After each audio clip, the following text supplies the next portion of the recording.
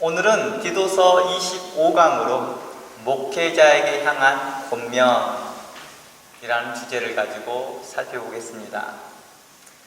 본래는 이번 주에 가정에 대한 것을 나누려고 했습니다. 지난주에 약속했듯이 그렇게 하려고 했는데 이미 앞부분에서 부부로서 행해야 할 것들을 많이 언급했습니다.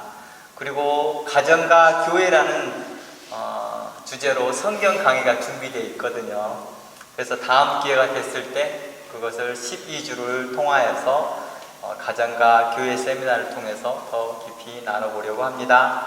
오늘은 디도서 본문의 흐름에 따라서 이제 목회자의 임무와 책임에 대해 나눠보려고 합니다.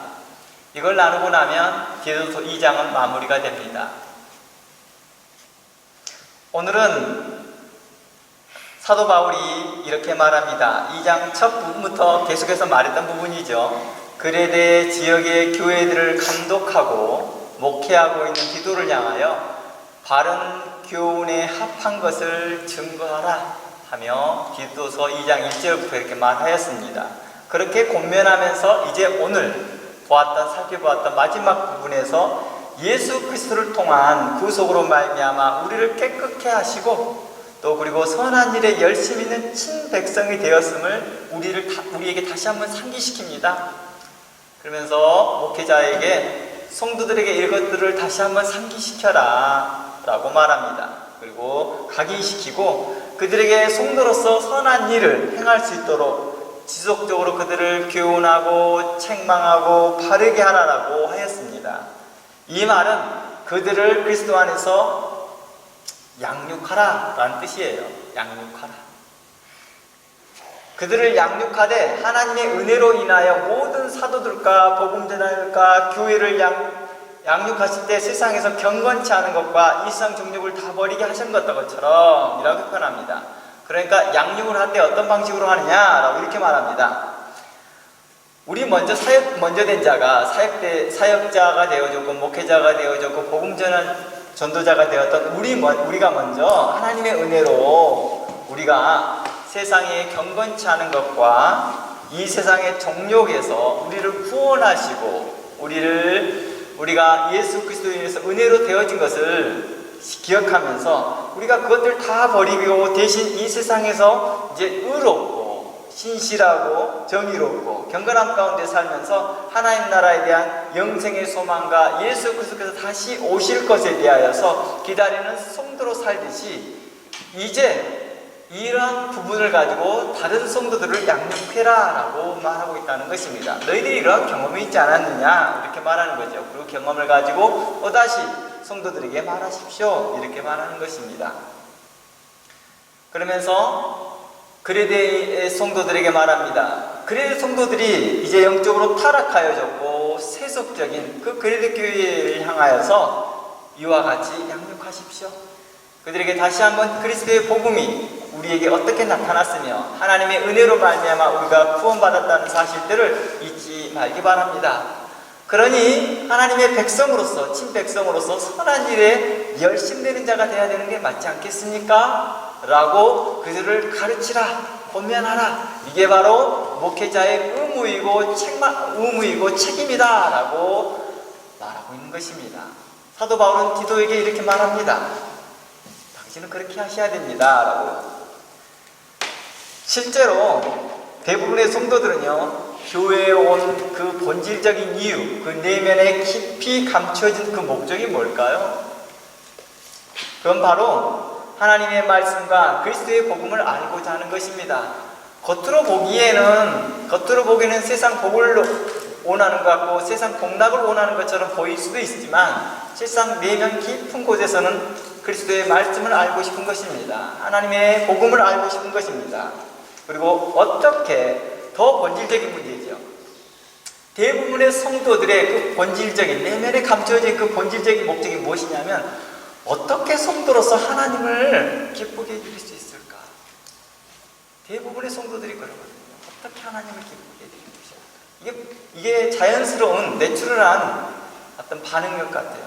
모든 자녀들이 부모님에 대해서 우리가 어떻게 부모님을 기쁘게 해드릴까라는 기본적인 마음이 다 깔려 있거든요.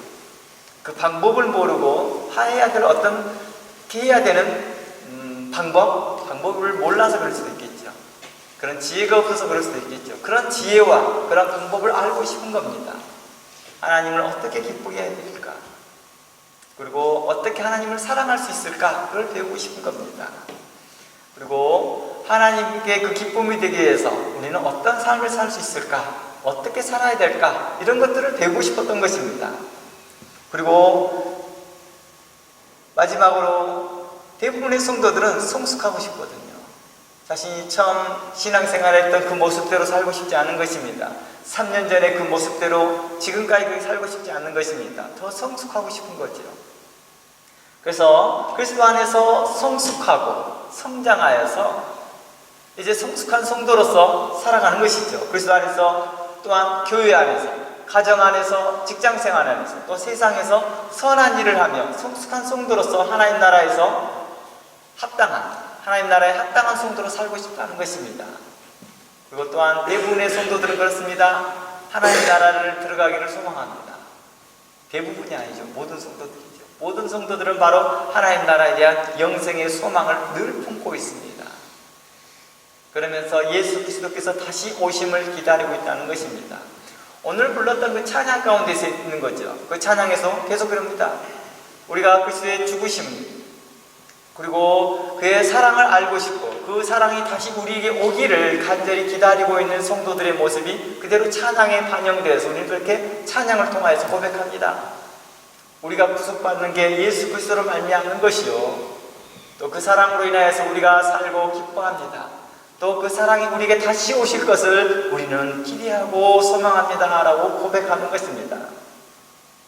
그런 것이 우리의 성도들에게 감추어진 내면에 깊은 것에 감춰져 있던 것이겠죠. 또한 이런 것들이 성숙할수록 이런 것들을 본질적으로 드러내 보입니다. 그리고 우리의 기도 가운데서, 우리의 삶 가운데서, 우리의 생활 가운데서 이것을 요청하고 강구하더라는 것입니다. 그리고 그렇게 살기를 바라고 있더라는 것입니다. 그래서 목회자들은 성도들에게 이러한 삶을 살 수 있도록 그들을 양육하라, 그들을 교훈하라 라고 하였다는 것입니다. 오늘 본문 디도서가 이것을 잘 말씀해주고 있습니다. 다시 한번 제가 읽어드리겠습니다. 디도서 2장 11절에서 모든 사람에게 구원을 주시는 하나님의 은혜가 나타나 우리를 양육하시되 라고 말합니다. 어떻게 양육하였느냐? 경건치 않는 것과 이 세상 정욕을 다 버리고 근신함과 근신이라는 말은 신중하다라는 것입니다. 성도로서 좀 신중해질 필요성들을 이야기하고 있습니다. 그러니까 성숙한 성도들일수록 신중해진다는 것입니다. 모든 것이 아멘, 아멘, 아멘으로 가는 게 아니라 이게 지금 신중해진다는 거예요. 제가 말하는 이 아멘, 아멘이라고 하는 말이 좀 이상한 느낌일 수 있는데 모든 것을 다 이렇게 자연스럽게 다 수용하려고 하는 그 태도가 아니라 좀 더 신중한 태도로 대하는 것입니다. 또 의로움과 경건함으로 이 세상에 살고 라고 말합니다. 그러니까 이 세상에 살면서 우리가 좀 더 신중해져야 할 필요성들이 있다는 거예요. 그리스도이니까 다 참아버리고 그리스도이니까 다 자유롭게 행하고 그런 게 아니라 좀 신중하게 행동하라 라는 뜻이죠. 그리고 복스러운 소망과 우리 크신 하나님 구주 예수 그리스도의 영광이 나타나심을 기다리라. 바로 그것은 예수 그리스도의 재림을 이야기하고 있는 것이죠. 바로 이러한 부분들을 이야기하고 있습니다. 그래서 이러한 부분을 통하여 양육하라는 것입니다. 이러한 부분에 먼저 된 자가 있었다는 것이죠. 먼저 말씀을 가르치는 자와 복음 전하는 자가, 먼저 된 믿음의 선배들이 이러한 삶을 살았다 한다면 이제 그것들을 가지고 가르치는 양육자로서 성도들을 이렇게 양육하십시오 라고 말하는 것입니다. 그러면서 사도 바울은 이렇게 말합니다. 그러면 그 양육의 대상이 누구냐? 라고 물어봤을 때 늙은이나 젊은이나 이렇게 표현하고 있다는 거예요. 연세진 성도님들이나 젊은 성도들이나 여자나 주인이나 종이나 그리고 심지어 목회자 자신까지라도 그렇게 양육하라라고 그 대상을 이야기하고 있다는 것입니다. 모든 성도들을 건강하고 올바로 세우고 성도로서 합당하고 바른 행동을 할 수 있도록 훈계하라고 말합니다. 교훈하라고 말합니다. 책망하라고 말합니다. 바르게 하라고 말합니다. 그리하여 그들을 성장시키고 성도로서 자신에게 주어진 임무와 책임을 다하게 하라는 것입니다. 성도로서 신실하게 행하여 하나님의 교훈과 그리스도의 복음이 빛나게 할 수 있도록 하게 하라는 것이었습니다. 그리스도교회 안에서는 그리스도의 복음이 빛나는 것이 아니라 도리어 그리스도의 말씀이, 하나님의 말씀이 그들로 인하여서 멸시를 당하고 있었다는 것입니다. 세상 사람들 앞에 조롱을 당하거든요. 그런데 그리스도교회 사람들은 그걸 알고 있습니까? 모르고 있습니까? 모르더라는 거예요. 자기들끼리만 좋으니까요. 자기들끼리만. 그리고 자기들끼리만 분쟁과 다툼이 있어도 자기들끼리 해결했다고 생각하니까요. 그러나 세상 사람들은 이로 인하여서 보고 있더라는 것입니다. 그리고 이로 인하여 실족했던 성도들이 보고 있더라는 것입니다. 우리 하나님의 교훈이 막히고 있도다.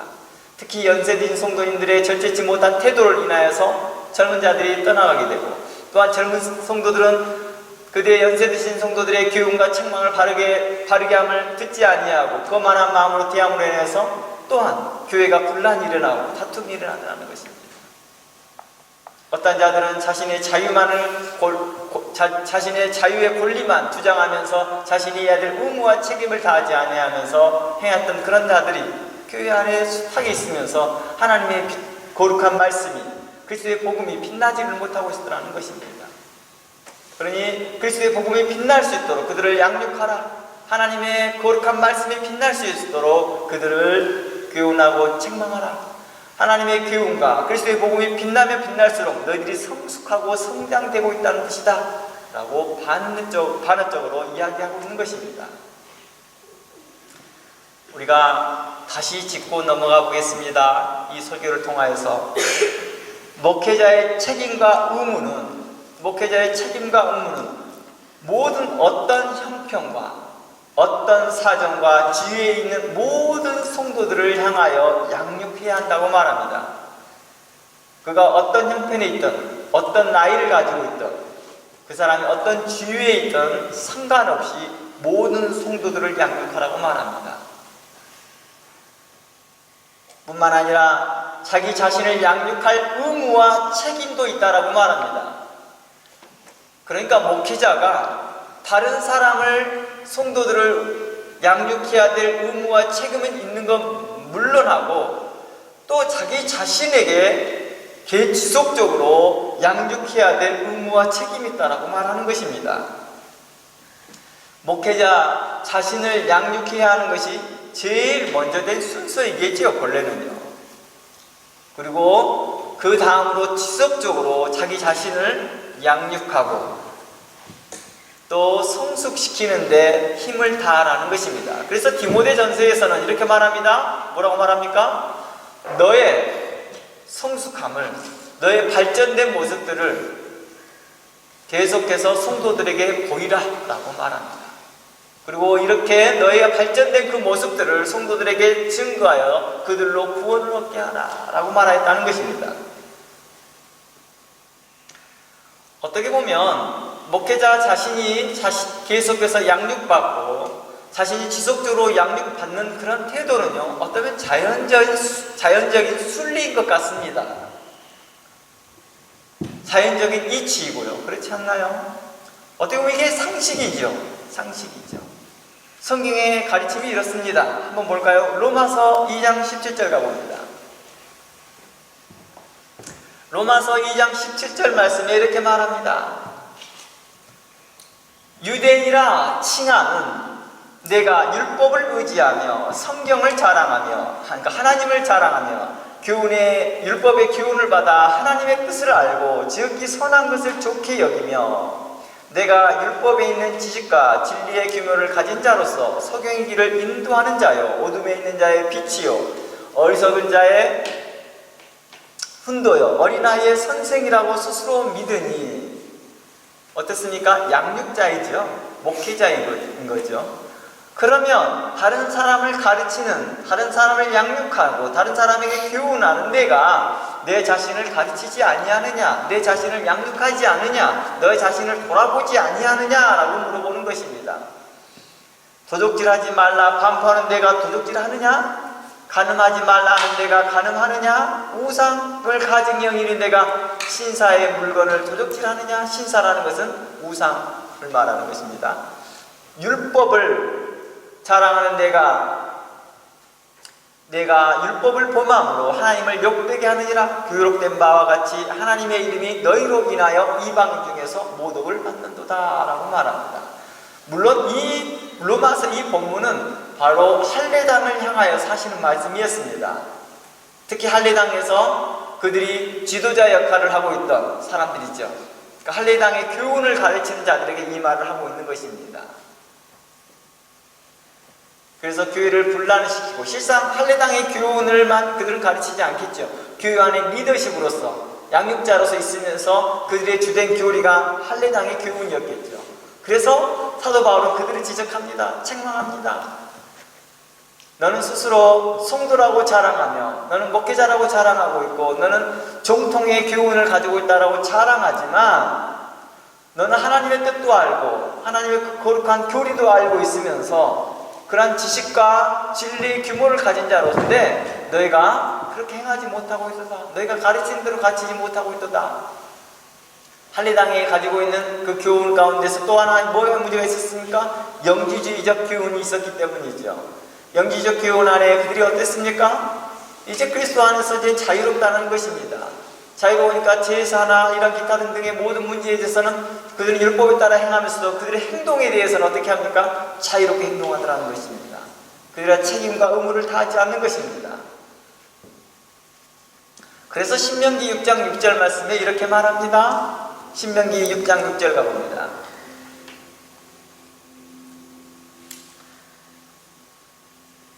오늘날 내가 내게 명하는 이 말씀을 너는 마음에 새기고 라고 말합니다. 그러면서 7절 말씀에 내 자녀에게 부지런히 가르치라 라고 말합니다. 이곳에서 잘 보면 부모가 자녀에게 가르치기 전에 어떻습니까? 6절 말씀에 이 말씀을 너의 마음에 새기라 라고 말합니다. 마음에 새기라 라는 것은 자신 안에 어떻게 하라? 믿음으로 화합케 하라. 성숙한 자가 되어라. 양육되게 하여라 라는 뜻이죠. 부모가 하나님의 말씀에 대하여서 성실함으로 알고 깨달았고 신실함으로 알고 있었을 때 자녀에게 전하는 게 자연의 이치죠. 그게 순리라는 것입니다. 자신도 알지 못하는데 가르칠 수는 없잖아요. 그리고 이것을 뭐로 말하느냐, 이것을 어떻게 말하느냐, 그럼 한 번 배웠으니까 지식만 전달하면 되느냐라는 게 아니라 이걸 지속적으로 자신에게 확인하여서 성숙하여져서 자녀들에게 양육하라라는 뜻입니다. 이제 뭐 교회에 적용하는 것이죠, 그것을요.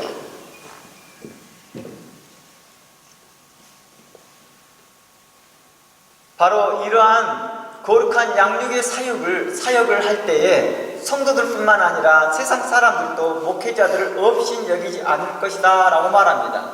디도서에서 말하는 말씀이 그겁니다.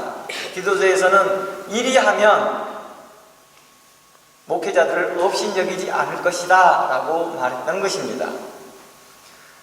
뿐만 아니라 가정 안에서도 부모로서 자녀들과의 관계에서 그리스도의 말씀과 성령의 기름 부으심을 말미암아 어떻게 할까요? 윤택해지더라 하는 것입니다. 부모가 자녀들에게 대해서 주의 교양과 훈계로 자녀들을 말씀을 가르치고 교훈한다 하면 자연스럽게 그 하나님의 말씀이 우리의 관계들을 부드럽게 만들더라는 것입니다. 그러한 또한 성령의 그 기름 부으심으로 말미암아 자녀들이 어떻게 해요? 더 풍성한 삶을 살 수 있게 하더라는 것입니다. 주의 말씀으로 인하여서 부모에게 더욱 순종하는 삶을 살게 되고 부모들은 주 안에서 주의 말씀으로 더욱 성숙한 부모가 되어져서 가정 안에서 성령의 열매를 맺게 되더라는 것입니다. 부모가 계속해서 하나님의 말씀 안에 주의 교양과 교훈으로 가르치는데 자신이 먼저 그걸 또 깨달아 알기 위해서 연구하고 살펴보면서 어떻게 돼요? 하나님의 거룩한 말씀에 자신 안에서 성숙한 부모로서 우리를 성장시키더라는 것입니다. 우리 그런 거 있죠. 부모에 대해서 늘 부모 교육 세미나 하면서 늘 하는 말이 있지만은 우리는 자녀를 낳자마자 자녀가 우리에게 생기자마자 우리는 성숙한 부모가 된 게 아니라는 것입니다. 우리는 성숙한 부모가 될 수 있도록 계속해서 우리는 스스로 노력해야 되고 수고해야 되고 열심을 해야 된다는 것입니다. 그것이 하나님의 말씀으로 되어졌을 때 우리는 더 성숙한 성도로서, 부모로서 역할을 할 수 있다라고 말하는 것이죠.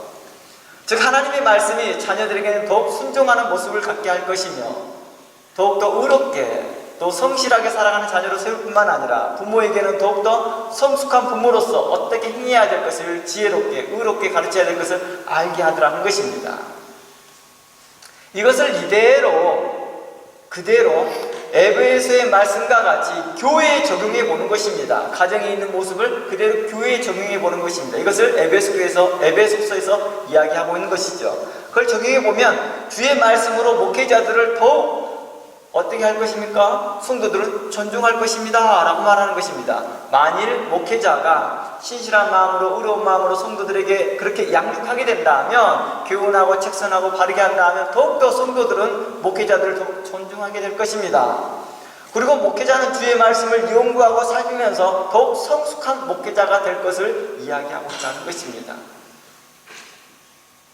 공동체 안에서 주의 거룩한 성령의 열매가 우리들 사이에 맺어지겠죠. 목사님에게만 맺어지는 게 아니라, 목회자에게만 맺어지는 게 아니라 성도들 사이에서 맺어진다는 것입니다. 그리고 소망하고 바랬던 그 성령의 열매가 우리 가운데 절로 맺어지는 것들을 발견하게 됩니다. 내가 그동안 오랫동안 기도하면서 하나님 내게 이러한 성령의 열매가 있기 원합니다. 내 안에 겸손과 지혜와 온유가 있기 원합니다 했을 때 그 오랜 세월 동안의 기도 가운데 있었던 동안에 잊어버렸던 그것들을 이제 나도 모르는 사이에 맺어 있더라는 것입니다. 공동체 생활하니까 안에서요. 우리 하나님의 말씀이 우리로 그렇게 하더라는 것입니다. 뿐만 아닙니다. 내게 전혀 맺히지 않을 것 같은 성령의 은사, 성령의 열매가 내게 맺어진 것들을 스스로 발견하더라는 것입니다. 나는 이런 기질이 아닌데, 난 이런 것들을 생각해 본 적도 없었는데 그 일들을 하고 있더라는 것입니다. 이게 바로 성령의 열매라는 것입니다. 내 안에 있는 성령의 갈라디아서 말씀뿐만 아니라 빌립보서, 그리고 에베소서, 또 성경의 곳곳에 나와 있는 그 성령의 열매의 다양한 표현들이 있거든요. 고린도 전서에서 나와 있는 그런 또한 성령의 그런 열매의 다양한 표현들을, 그런 열매들이 나도 모르는 사이에 맺어져 있다는 것을 발견하더라는 것입니다. 오늘날 우리의 모습들을 한번 살펴보기를 원합니다. 우리가 목회자에 대해서 우리는 어떤 시선을 바라보고 있습니까? 우리는 목회자가 해야 될 의무와 책무를 다하고 있는 일을 성도들은 관찰하고 있을 것입니다. 만일 목회자가 자신의 의무와 책무를 다하지 아니하면서 성도들에게 존중과 존경을 받으려고 한다면 이는 어리석은 자일 것입니다. 그런 외식하는 자일 것입니다. 오늘날 목회자가 업신여김을 받는 이유가 뭘까요? 나이가 어리서일까요? 강단에 섰을 때 멋진 정장과 또는 거룩해 보이는 목회자 가운과 셔츠를 입지 않아서일까요?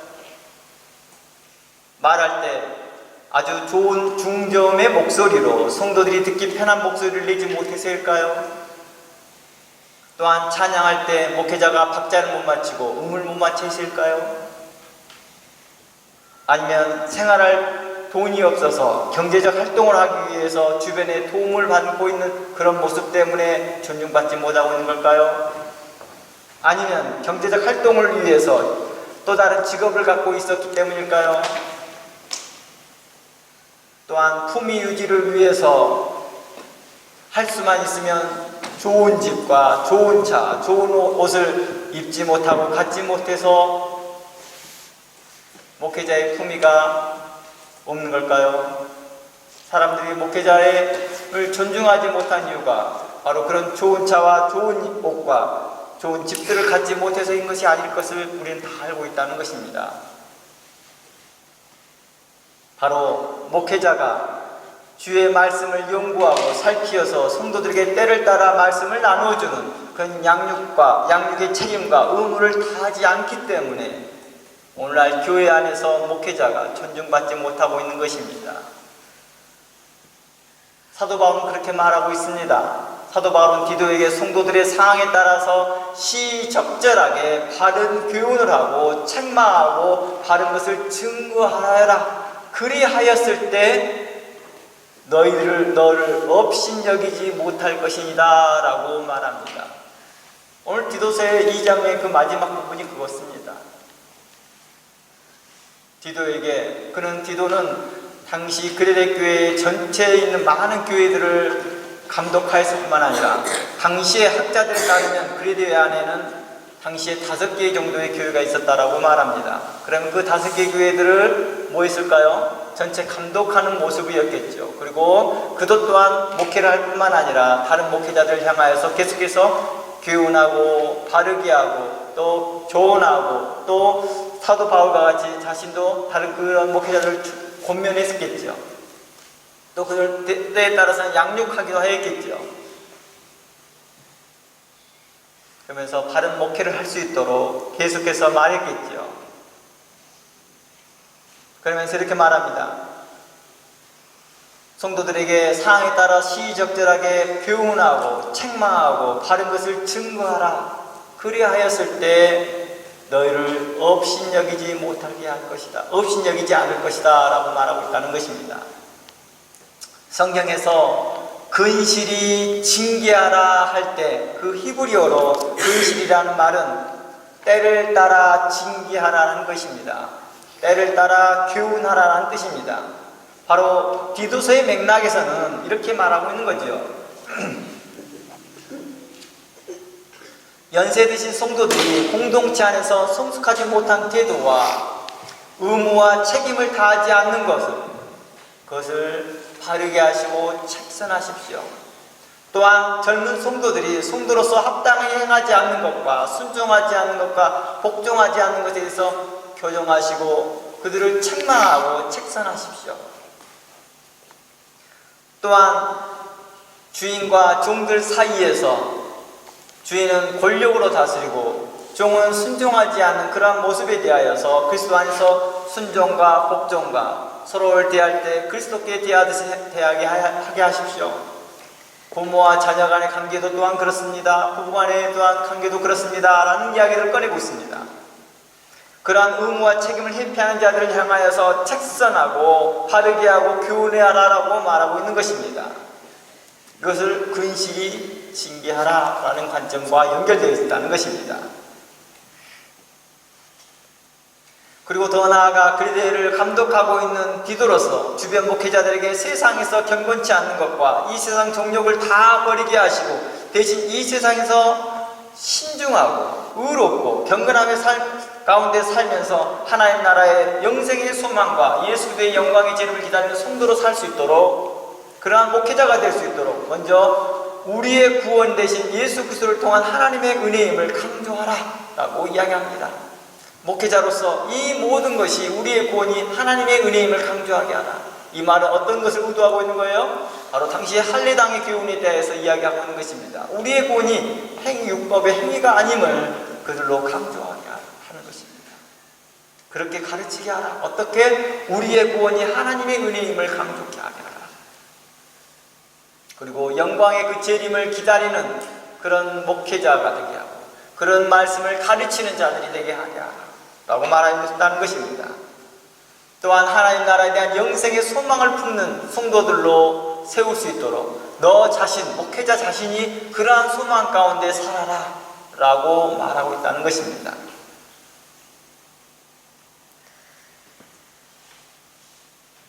그리하여서 성도들뿐만 아니라 목회자도 당신 자신도 하나님의 친백성으로서 선한 일을 하는 자가 되게 하라. 그런 선한 일을 행할 수 있는 그것이 그랬을 때에 바로 성도들에게 너의 권위가 업신여김을 당하지 않을 것이다 라고 말하는 것입니다.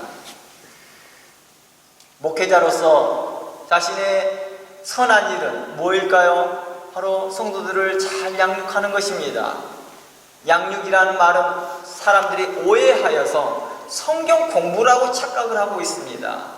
성경 공부는 양육의 하나의 파트인 거죠. 한 파트. 그 말씀으로 성경 공부의 지식을 가르쳐 주는 것이 아니라 성경 공부를 통하여서 그 성경을 통하여서 그들을 교훈하고 책망하고 바르게 해주는 것입니다. 만일 그렇지 못한다면 그들을 권면하고 교훈하고 책망하고 책선하는 그런 일들을 하지 못한다면 어떤 일이 벌어져요? 목회자로서의 존중받지 못할 뿐만 아니라 하나님 앞에서도 심한 질책과 책망을 받게 될 것을 경고해 주고 있었다는 것입니다. 에스겔서 34장 한번 말씀 가봅니다.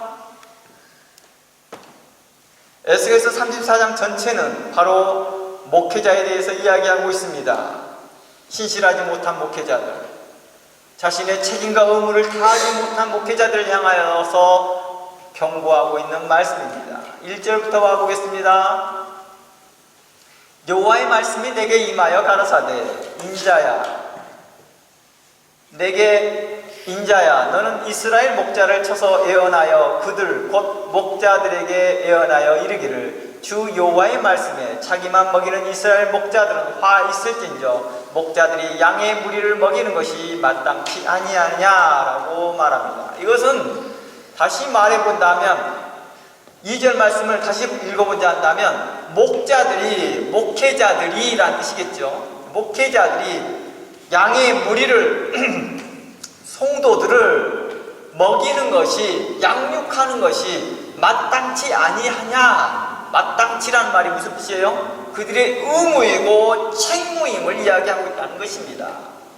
이 마땅치라는 말이 그 뜻을 가지고 있어요. 그 의무와 책임을 이야기하고 있는 것입니다. 그런데 이 말은 의문문을 써는 걸 보는 것은 뭘 의미합니까? 그렇지 않고 있다는 것입니다.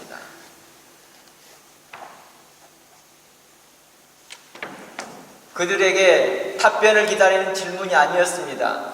책망의 내용이죠. 마땅하지 않겠니? 왜 안 하니? 이런 뜻이잖아요. 왜 너의 책임과 의무를 다하지 않니? 이 말을 하고 있는 거죠. 실질적으로 오늘 기도서 말씀에 2장 1절부터 보면서 이 마지막에 오면서까지 어떤 일이 있습니까? 교훈에 합당한 것을 가르치라 라는 것을 시작하여서 말하였던 이 내용에서 목회자에게 했던 내용이 제일 마지막에 들어와 있습니다. 연세 드신 성도님들에 대해 교훈하라. 젊은 성도님들에 대해서 교훈하라. 그리고 또한 종과 주인의 관계에서, 부부의 관계에서, 자녀들과 관계에서 이야기를 꺼냈습니다. 그리고 나면 제일 마지막에 목회자에 대해서 이야기합니다. 너가 바르게 하나님의 말씀을 가지고 성도들을 양육하라. 이것이 바로 너의 책임이요 너의 의무이라는 것입니다. 지난주에도 말씀드렸지만 목회자가 성도들에게 대해서 마땅히 해야 될 책성과 책망을 하지 아니하고 그냥 잠잠하고 있다는 것은 목회자로서 자신의 의무와 책임을 다하지 않는 거라는 것입니다. 그 목회자가 성도들을 향하여 강한 질책과 책망을 하고 난 후에 나머지 다가오는 그 결과에 대해서는 하나님께 의뢰하는 것입니다. 그렇지 않아요. 자신의 의무와 책임을 다른 이유를 들어서 하지 않고 있는 것에 대하여서 하나님께서는 그걸 두고 책망하시라는 것입니다. 저는 이것 때문에 안 했어요. 저는 저것 때문에 안 했어요. 목회자들 사이에서 이런저런 핑계가 나올 때 하나님은 그걸 기뻐하지 않는다는 것입니다. 너의 책임이 아니라. 부모 교육 세미나 할 때도 자주 그런 말을 제가 자주 하는 거죠. 부모님들이 자주 자신의 핑계들을 얘기합니다. 얘가 이래서요. 제가 저래서요. 자신의 사항과 저런 핑계들을 합니다. 부모로서 자기 책임을 다하지 않는 것과 자기 의무를 다하지 않는 것에 대하여서 이런 핑계 저런 핑계를 댑니다. 오늘날 목회자는 어떻습니까? 계속해서 자신이 해야 될 목회적 책임과 의무를 하나님의 거룩한 말씀에 바탕하여서 신학적 바탕에서 이렇게 설명하고 있고 이렇게 가이드하고 있고 이렇게 지시하고 있는데도 불구하고도 자신의 현재 그 상황에 맞게끔 자신은 그것을 변개하고 자신의 상황에 맞춰서 이것을 왜곡시키고 자신의 상황에 맞춰서 그걸 꿰어 맞추고 있는 그런 목회자를 향하여서 합당하지 않다라고 말하고 있는 것입니다. 하나님께서 그들에 대해 분명코 책망하실 것이다 라고 경고하고 있는 말씀이 에스겔서 34장 말씀입니다. 그리데 교회가 당시에 그랬거든요. 당시 그리데 교회 안에는 어떤 모습이었습니까? 사도 바울이 오기 전까지 교회가 엉망으로 가고 있었던 것이죠. 책선도 하지 않고 바르게도 하지 않고 그들에 대해서 의롭게 교육하는 자가 없다는 것입니다. 좋은 곳이 좋은 곳이니까 그냥 관계만 좋게 하고 있는 그런 교회를 향하여서 사도 바울은 디도를 향하여 부탁합니다. 그들에게 제일 먼저 해야 될 것이 무엇이냐? 리더십을 먼저 바르게 세우고 그 리더십을 향하여서 그들을 책망하게 하라라고 하는 게 1장이었습니다. 첫 방부터 말 시작부터가 책망을 이야기합니다. 그들을 바르게 하고 교훈하고 책선해라. 너 혼자 그 일을 못하니까 함께할 자들을 모으라. 그리고 그들을 리더십을 훈련시켜서 함께 그들을 책선하라. 그리고 2장에 넘어갔을 때 이 일에 함께 모든 성도가 해야 될 것이다. 연세대인 성도님들, 장로님을 비롯하여서 권사님을 비롯하여서 연세대인 모든 성도님들은 젊은 성도들에게 대해서 당신들이 경험하였던 걸 가지고 책선하고 책망하십시오. 왜 그랬을까요? 그들의 교회가 오랫동안 방치되어 왔었다는 것입니다. 좋은 것이 좋은 것이라고 성도들만 많이 모여있으면 되는 거라고 생각했던 그 목회의 모습을 향하여서 말하고 있었다는 것입니다. 그것이 목회의 성공이라고 생각하였고 목회의 안정적인 방법이라고 생각하였으나 바로 하나님께서는 이렇게 말합니다. 사도 바울은 이렇게 말합니다. 목회자가 결국 업신여기를 당할 것이요 결국 이 일로 인하여서 하나님의 이름이 교훈이 빛이 나지 못할 것입니다 라고 말하고 있는 것입니다. 그래야 에스겔서의 말씀에 말합니다. 목회자로서 그 책임과 의무를 다하지 아니한다면 내가 결단코 너희들에게서 책망할 것이다 라고 말하는 것입니다. 여호와의 말씀에 자기만 먹이는 이렇게 말합니다. 2절에 보니까 주 여호와의 말씀에 자기만 먹이는 이스라엘 목자들은 화가 있을 것이다 라고 말합니다.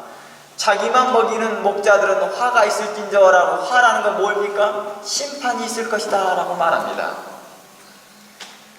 여호와의 말씀에 자기만 먹이는 이라는 뜻은 무슨 뜻이에요? 자기만 배불리우고 있더라는 것입니다. 그러면 3절 이렇게 표현합니다. 어떻게 배불리운지를 말합니다.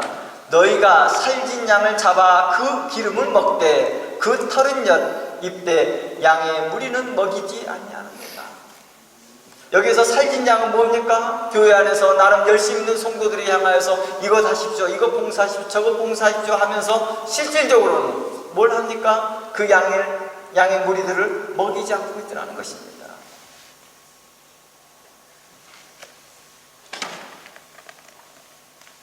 바로 이러한 향하여서 이야기하고 있는 것입니다. 자기만 먹이는 그런 목회자들에게 향하여서 화가 있을진저 그 털은 입되 그 양의 무리는 먹이지 아니하는도다. 제가 종종 들리는 말이 그런 거죠. 그동안 계속해서 여러 교회들을 협력하면서 느꼈던 게 그죠. 교회 안에서 양육이 제대로 되지 않고 있는 교회들을 향하여서 말하고 있었던 것입니다. 심지어 교회 규모가 꽤나 커요. 그 교회가 어느 교회라고 말하기는 어렵지만 우리가 생각하는 그 규모 이상이라는 것입니다. 몇백 명이 모이지 않고 그 이상이 모이는 교회가 있더라는 거예요. 그 이상이 모이는 교회 안에 양육이 없는 것이죠. 현재 이러한 교회들이 어떻게 되고 있어요? 교회가 흩어져 있더라는 거예요. 이젠 두세 가정, 서너 가정 앉아있더라는 거예요. 이유가 뭘까요? 그럼에도 그들은 회개치 않습니다. 몇백 명에서 1000명 가까이 모여지는 성도가 이제는 두세 가정 모였을 때는 목회자가 훈련고 각성을 해야 되고 뭔가 문제가 있구나라고 이해할 텐데도 계속해서 자신의 책임으로 돌리지 아니하고 누구의 책임으로 나가는 성도들의 문제라고만 생각하고 있습니다.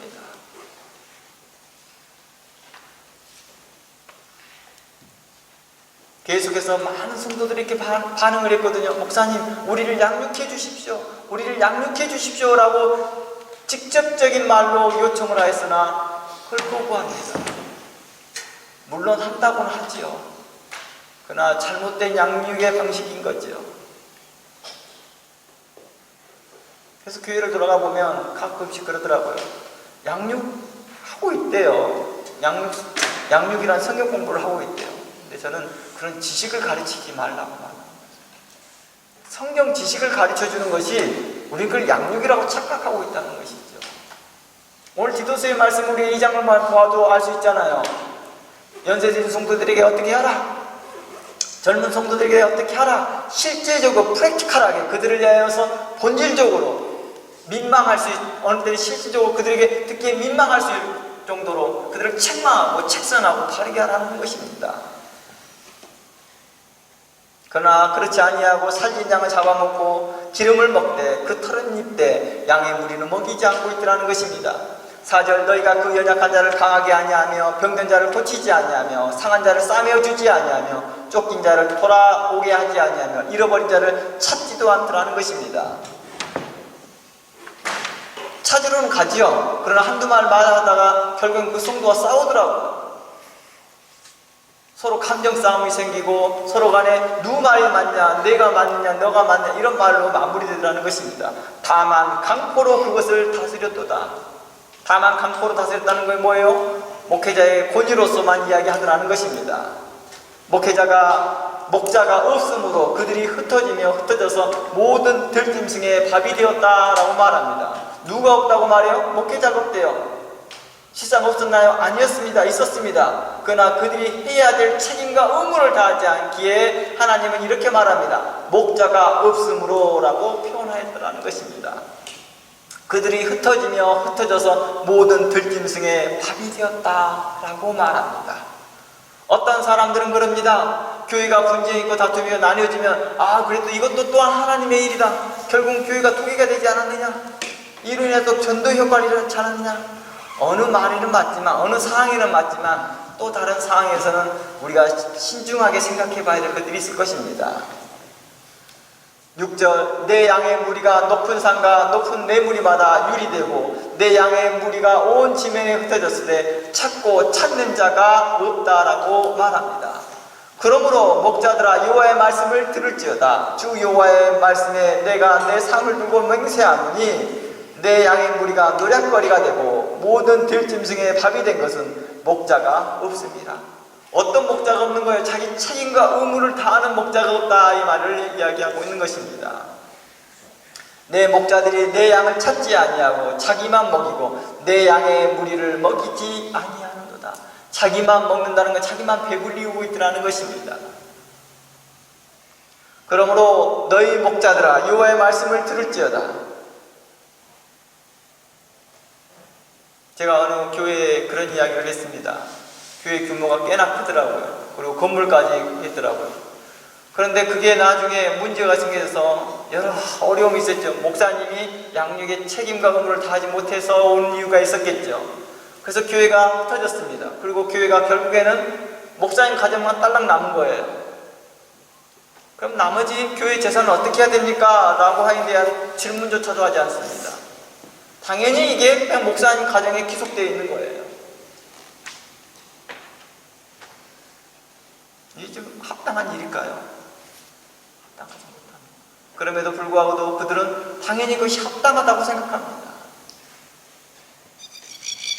누구만 배불려 결과적으로는요.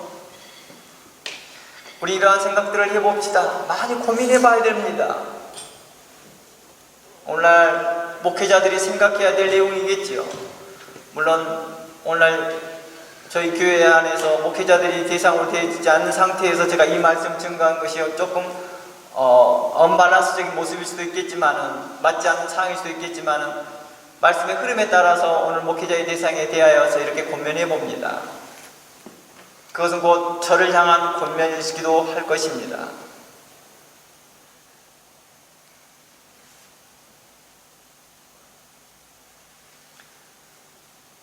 이렇게 11절가 옵니다. 나 주 여호와가 말하노라. 곧 내가 내 양을 찾되 목자가 양 가운데 있는 날에 양이 흩어졌으면 그때를 찾는 것 같이 내가 내 양을 찾아서 흐리고 캄캄한 날에 그 흩어진 모든 곳에서 그것들을 건져낼 것이니라. 내가 그것들을 만민 중에서 끌어내며 열방 중에서 모아 그 본토로 데리고 가서 이스라엘 산 위에와 시냇가와 그 땅 모든 거주지에 먹이되 좋은 꼴로 먹이고 그 우리를 이스라엘 높은 산 위에 두리니 그들이 거기서 좋은 위에 누워있으며 이스라엘 산 위에서 살찐 꼴을 먹으리라. 나 주 여호와가 말하노라. 내가 친히 내 양의 목자가 되어 그들로 누워있게 할지니라. 되겠느니라 라고 하였습니다. 물론 이후로도 성경은 계속 이야기합니다. 이렇게 34장에서는 그리하여 내가 좋은 목자를 너희에게 보낼지니라, 그러면서 그 목자가 다윗이 될 것이다 라고 말을 하며 이런저런 말씀을 하고 있습니다. 후에 나중에 에스겔 34장을 좀 더 깊이 살펴보겠습니다. 자기만 배불리는 목회자들에 대해서 이렇게 말하고 있습니다. 유다서 1장 12절 말씀에 이렇게 말합니다.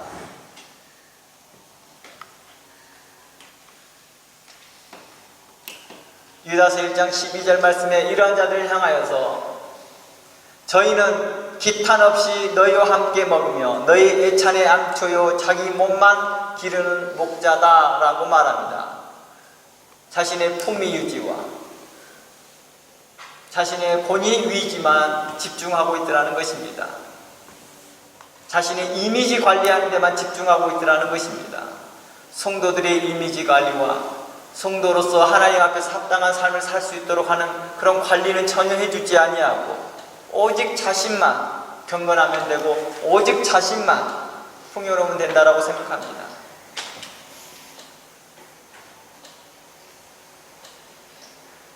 목사님은 이런저런 주석책을 보고 이런저런 신학적 지식을 가지고 있으면 풍요했지만 성도들에겐 전혀 가르치지 않습니다. 오직 설교를 준비한 설교로 합니다. 설교를 준비하면서 많은 주석을 보고 많은 신학책을 점검했다 한다면 그걸 통하여서 나는 좋은 베네핏을 성도들에게 나눠줘야 될 텐데 그러지 않습니다.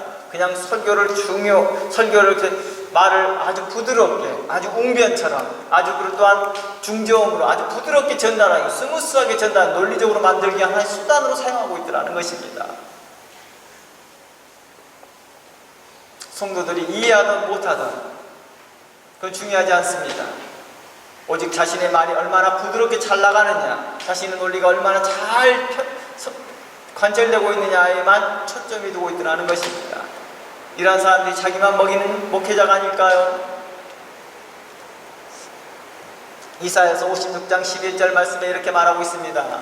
이사야서 56장 11절 말씀에 목회자들을 향하여서 말하고 있는 것이죠. 이사야서 56장 11절입니다.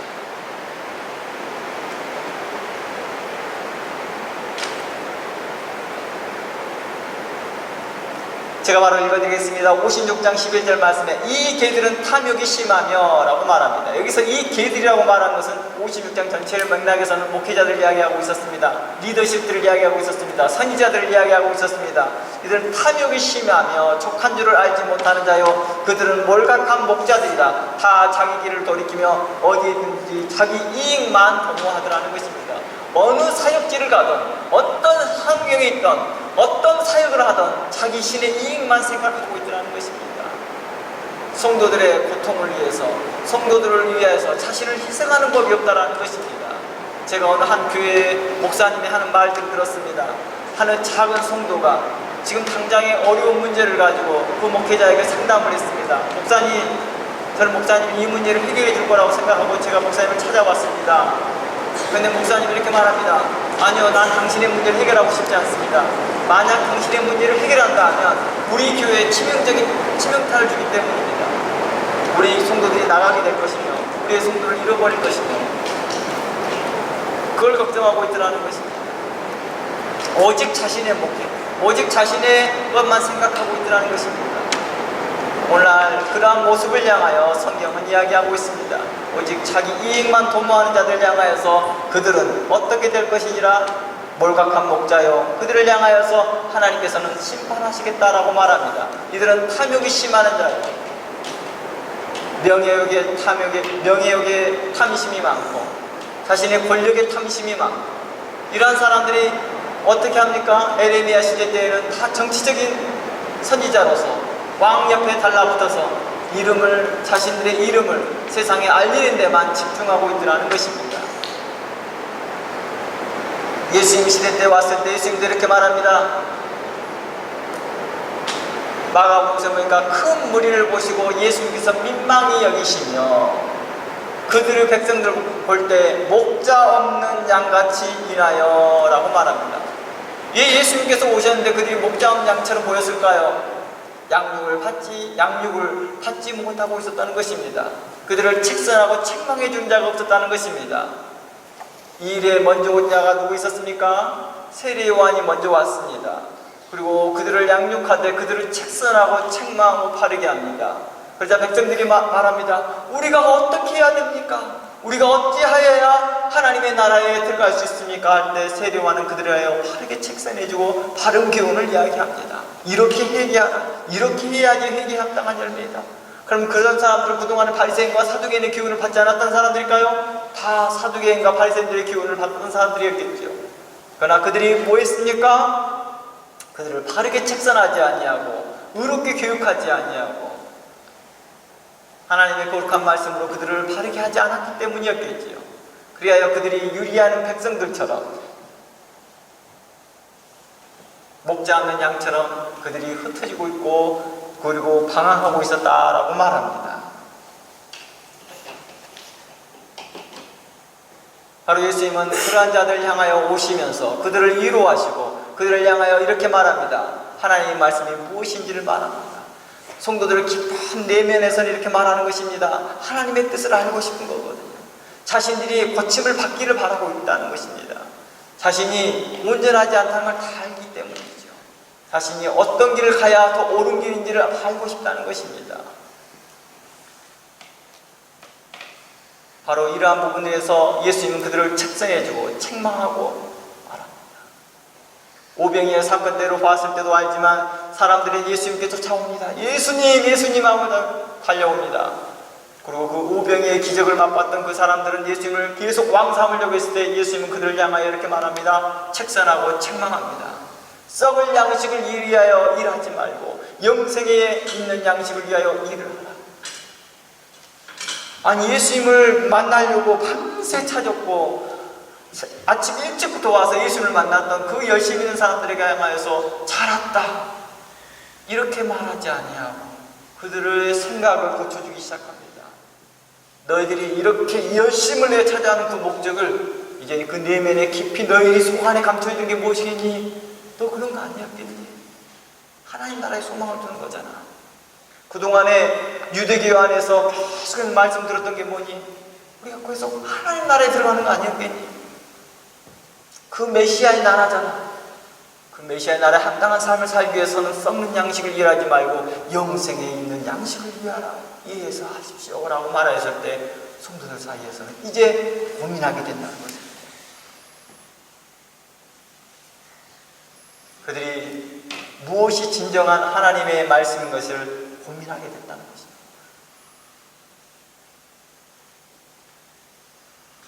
목회자를 향한 이러한 권면이 우리에게 이렇게 말할 것입니다. 오늘날 목회자들이 오늘날 성도들에게 행해야 될 일이 무엇일까? 그리스도의 복음을 전하며 그리스도 하나님의 친백성으로서 선한 일을 행할 수 있도록 그들의 나이와 경험과 직분과 지위와 사항과 형편과 상황에 상관없이 누구라도 그들을 바르게 하고 책선하고 교훈하십시오. 그들의 내면에 깊이 감춰져 있는 깊이 요구하고 있는 그러한 성령의 열매와 하나님의 거룩한 교훈들을 갈망하는 그 마음들에 대하여 충족시켜 주십시오. 그리하여 그들의 마음에 평강을 갖게 하고 그들의 마음에 하나님의 거룩한 나라에 대한 소망을 갖게 하고 우리의 구원이 오직 하나님께로 인하여 된 그 구원에 대하여 기뻐하고 이제 그 기쁨의 그 나라를 사모하며 참된 하나님의 거룩한 백성으로서 선한 일이 무엇인지를 그들로 알게 하게 하십시오. 그들이 선을 행하고 싶어도 무엇이 선인지를 몰라서 행하지 못하고 있는 그들에게 대하여서 이것이 선입니다. 이것이 하나님의 원하시는 기뻐하시고 선하시고 온전하신 뜻입니다 라고 가르쳤을 때 성도들은 이 일에 집중할 것입니다. 그것이 바로 목회자가 해야 될 의무일 것이며 성도들은 이 일로 인하여서 더욱더 하나님을 경외할 뿐만 아니라 그 말씀을 증거하는 자를 향하여 존중을 다할 것입니다. 디모데 전서에서 말을 했던 것처럼 디모데 전후서에 말씀했던 것처럼 장로를 존중하되 말씀을 가르치는 자들에게 배나 더할 것이라 한것 같이 그 말씀을 가르치는 자들에 대하여서 그 존중감이 나오는 이유가 뭘까요? 하나님의 뜻을 알았기 때문이죠. 하나님의 교훈의 빛이 빛났기 때문입니다. 하나님의 도가, 그리스도의 도가 빛났기 때문입니다. 자기 자신을 빛나게 할 뿐만 아니라 자신의 삶을 영화롭게, 거룩하게 하나님 앞에서 존귀하게 드러내 보여드렸기 때문입니다. 우리 모두 다 하나님 앞에 기쁨이 되기를 원하거든요. 우리 모두 다 하나님 앞에서 사랑받기를 원하고 있다는 것입니다. 바로 그렇게 살아갈 수 있도록 목회자가 성도들에게 알려주고 교훈해주고 바르게 해주는 것입니다. 이랬을 때 성도들은 참으로 기뻐하더라는 것입니다. 바로 이러한 성도들과 함께 하나님 나라에서 기뻐하는 그런 목회자가 되었으면 좋겠습니다. 저를 비롯한 모든 목회자가 이러한 사역에 대하여서 열심을 내고 성도를 양육하고 교훈하고 바르게 하고 책선하는 일에 힘을 내고 이 일의 모든 초점이 하나님의 선한 사람으로서 하나님의 친백성으로서 선한 일을 행할 수 있도록 그들을 격려하고 교훈하는 데 힘썼으면 좋겠습니다. 그리하여 모든 교회가 하나님의 거룩함으로 인하여서 하나님의 거룩한 교훈이 더욱더 빛나고 아름답게 비춰졌으면 좋겠습니다. 우리 다 함께 기도하겠습니다.